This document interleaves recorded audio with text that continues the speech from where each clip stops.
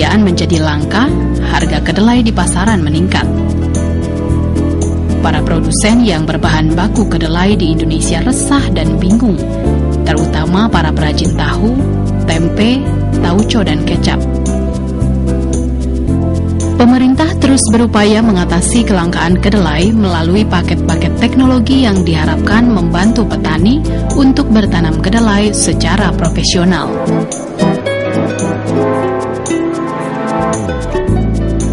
Kemudian memfokuskan perhatian terhadap galur-galur unggul kedelai yang dapat ditanam mengacu kepada konsep tradisional masyarakat setempat yang memanfaatkan mulsa jerami untuk menjaga kelembaban tanah dan mengurangi penguapan air yang sering terjadi di lahan kering, dan banyak lagi paket teknologi dengan tujuan meningkatkan produksi kedelai lokal. Paket-paket teknologi itu pun belum mampu memenuhi target produksi yang diharapkan pemerintah. Hasilnya tetap saja belum bisa mencapai target yang dicanangkan, yaitu 2-2,5 ton per hektar, dan masih bermain dengan angka berkisar 1,2-1,5 ton per hektar. Pemerintah memang telah berusaha untuk memenuhi kebutuhan dalam negeri sebesar 3 juta ton per tahun, sementara produksi dalam negeri hanya mencapai 1,9 juta ton per tahun. Maka 60% kedelai Indonesia dipasok atau masih diimpor dari luar negeri. Membangun kedelai nasional memerlukan koordinasi semua instansi secara terpadu dan profesional, menyamai produksi yang dihasilkan Amerika dan Australia. Upaya maksimal telah dilakukan dengan memunculkan varietas unggul kedelai baru yang diluncurkan Departemen Pertanian dengan 9 galur yang kualitasnya sama dengan biji kedelai import dalam tekstur dan ukuran. Lembaga Ilmu Pengetahuan Indonesia (LIPI) bahkan telah menghasilkan sejumlah penelitian yang dapat diaplikasikan kepada masyarakat, yaitu teknologi inersi mikroba potensi ke dalam biji kedelai.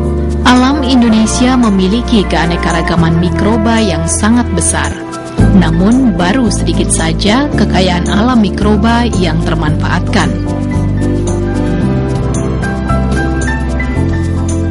Sejak puluhan tahun lalu, LIPI telah melakukan penelitian yang memfokuskan pada kegiatan pengumpulan mikroba tanah potensi, kemudian men-screeningnya.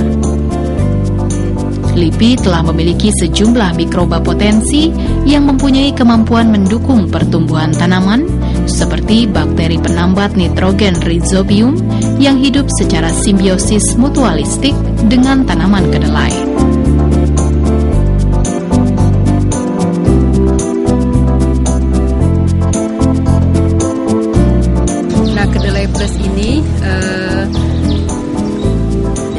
Pada prinsipnya adalah benih kedelai yang dibekali dengan mikroba potensi, yaitu mikroba penambat nitrogen yang diambil dari alam Indonesia, kemudian dimasukkan ke dalam benih. Nah, dalam keadaan ini kedelai akan tumbuh dan akan hidup bersama dengan mikroba tersebut, dan mikroba tersebut akan melaksanakan proses penambatan nitrogen secara hayati, Rhizobium, dan itu adalah salah satu koleksi unggulan dari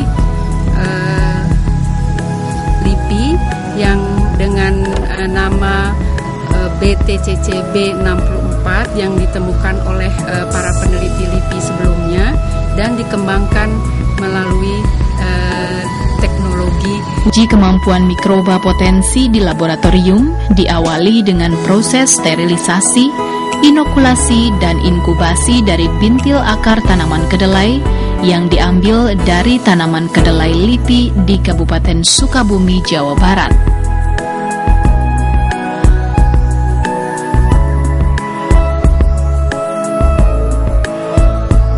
Kedelai plus, dan ini yang tidak kedelai plus, dan kelihatan bahwa bintil akarnya lebih banyak dibandingkan yang ini. Jadi ini perbedaan antara kedelai plus dan bukan kedelai plus.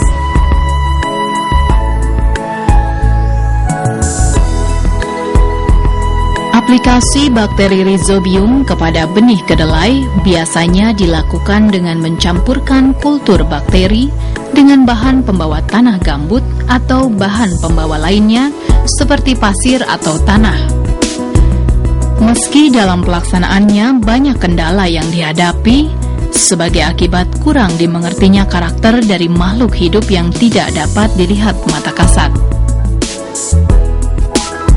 Teknologi insersi mikroba potensi ke dalam biji kedelai, maka sel bakteri Rhizobium akan mengisi rongga-rongga udara yang ada dalam benih dan bakteri tersebut akan tetap hidup tanpa terganggu oleh faktor lingkungan di luar biji. Apabila biji telah berkecambah, maka sel bakteri akan mulai mendekat kepada akar tanaman karena tertarik adanya eksudat akar, dan selanjutnya bakteri akan mulai menginfeksi dengan cara merusak dinding akar tanaman dan menyusup ke dalam akar. Di dalam akar, sel bakteri akan membangun rumah dalam bentuk bintil-bintil akar, di mana mereka bisa hidup dan bekerja melaksanakan proses penambatan nitrogen. Bahan baku untuk membuat kedelai plus adalah benih kedelai berkualitas atau tersertifikasi Departemen Pertanian dan suspensi bakteri Rhizobium BTCC 64. LIPI memiliki stok kultur bakteri Rhizobium di Laboratorium Mikrobiologi Tanah Pusat Penelitian Bioteknologi dan dapat menjamin semua kebutuhan untuk pembuatan kedelai plus. Tidak ada kendala yang dihadapi untuk penyediaan kultur bakteri Rhizobium karena sudah dipelihara untuk jangka panjang dan diremajakan setiap saat. Penyediaan benih kedelai plus melalui program Iptekda LIPI 2008 adalah benih kedelai plus yang dapat menunjang kebutuhan kedelai dalam negeri untuk memenuhi target 3 ton per hektar sehingga mencapai produksi 100%. Insersi mikroba potensi ke dalam biji kedelai dilakukan di Laboratorium Bioteknologi LIPI. Biji kedelai ini ditimbang, kemudian mikroba potensi dicampurkan ke dalam biji kedelai.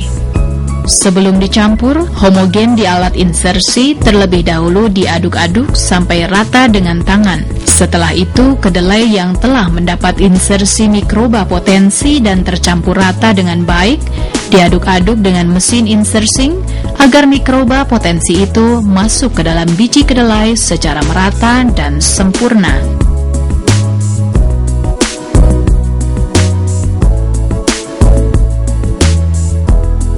Untuk memperoleh homogenitas mikroba potensi ke dalam biji kedelai, posisi tabung insersi diatur sejajar. Proses insersi mikroba potensi ke dalam biji kedelai selesai. Tabung dikembalikan ke posisi miring, kemudian kedelai yang sudah dipleskan dikeluarkan dan disimpan ke dalam tampir.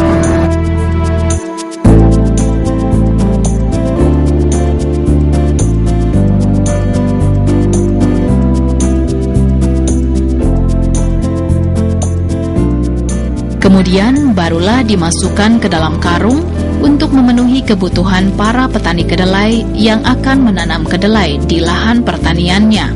Benih-benih kedelai plus LIPI mulai diperkenalkan kepada para petani kedelai dan ditanam di Kabupaten Sukabumi.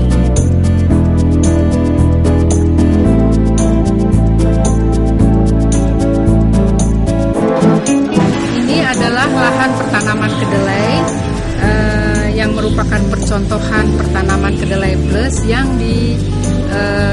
digabungkan dengan sistem tumpang sari. Tumpang sari di sini dengan menggunakan singkong. Kenapa hal ini dilakukan adalah untuk beradaptasi dengan kebiasaan petani di sini yang selalu melakukan pertanaman kedelai dengan sistem tumpang sari. Karena petani menginginkan pada waktu dia memanen kedelai masih ada hasil yang dia harapkan setelah dia mendapatkan kedelai, yaitu singkong. Jadi kita kita juga ingin membandingkan apakah produksi yang dihasilkan kedelai plus dengan sistem monokultur itu lebih baik atau sama dengan sistem tumpang sari. Di Kabupaten Sukabumi, LIPI menanam kedelai plus terpadu atau tumpang sari dengan tanaman lainnya seperti singkong. Menanam kedelai plus LIPI secara tumpang sari adalah untuk beradaptasi dengan kebiasaan para petani setempat agar mereka tidak kehilangan penghasilan.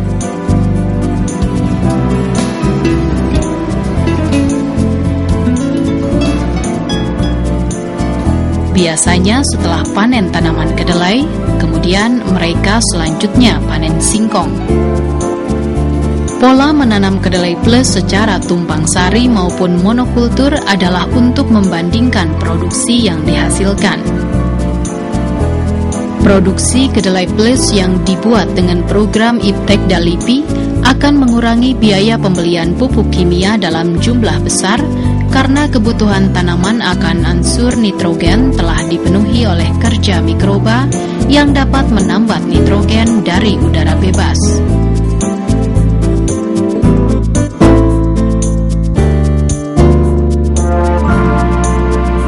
Masuk ke dalam perakaran dari kedelai itu tumbuh berkembang biak di sana, tapi dia mempunyai kemampuan mengisap dengan secara cermat nitrogen dari udara itu menjadi nitrogen yang kemudian bisa dipergunakan sebagai pupuk oleh kacang-kacangan termasuk kedelai itu. Dan pada akhirnya kedelai itu bisa tumbuh dengan sangat baik tanpa harus menggunakan pupuk buatan. Sebetulnya itu kuncinya. Cuman permasalahan di lapangan itu saya melihat bahwa mikroba tanah yang namanya rhizobium itu juga banyak ada di alam, itu ada di tanah, dan tidak semua rhizobium itu efektif untuk bisa mengikat nitrogen, menyediakan nitrogen ini sebagai pupuk untuk tanaman kedelai, sosok biji kedelainya sendiri. Rasanya kedelai sendiri bijinya itu pertama dia itu menyimpan cadangan makanan, kan, karena memang biji itu untuk cadangan makanan yang pada saat biji itu tumbuh berkecambah, dia itu akan memakan makanan-makanan yang ada di biji itu. Tapi yang keduanya, biji itu sendiri itu tidak terlalu kompak gitu, dia juga punya banyak pori-pori di dalamnya. Nah, akhirnya kita berpikir bagaimana kalau rhizobium yang kita seleksi, yang kita pilih bertahun-tahun lamanya itu kita insersikan, kita masukkan ke dalam biji kedelai, sehingga rhizobium itu bersemayam di dalam biji kedelai benih, dengan harapan bahwa pertama rhizobium itu akan tetap dia bisa bertahan tumbuh di situ secara baik, tidak mati, karena memang di dalam biji sendiri ada cadangan makanan. Yang kedua, ketika benih kedelai itu dikecambahkan di alam, akarnya keluar baru nongol saja sedikit sudah langsung diserbu oleh rhizobium yang memang sudah ada di dalam biji kedelai itu sendiri. Penggunaan inokulasi bakteri rhizobium akan menghasilkan tanaman yang sehat sehingga secara langsung dapat mengurangi serangan penyakit. Produksi benih varietas unggul yang dihasilkan dari paket-paket teknologi institusi penelitian di Indonesia akan lebih baik kalau dipluskan dengan teknologi insersi mikroba potensi ke dalam biji kedelai LIPI.